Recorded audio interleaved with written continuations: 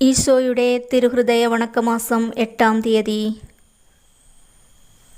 ഈശോയുടെ ദിവ്യഹൃദയം നമ്മിൽ നിന്ന് എന്താവശ്യപ്പെടുന്നു?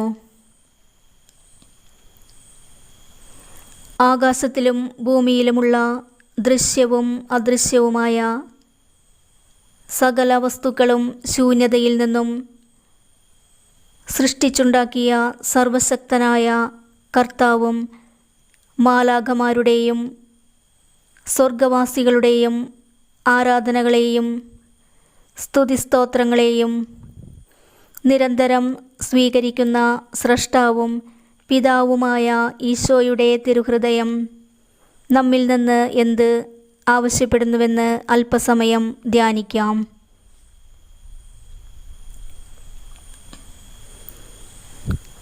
ഈ ദിവ്യഹൃദയം അത്യന്തം സ്നേഹത്തോടും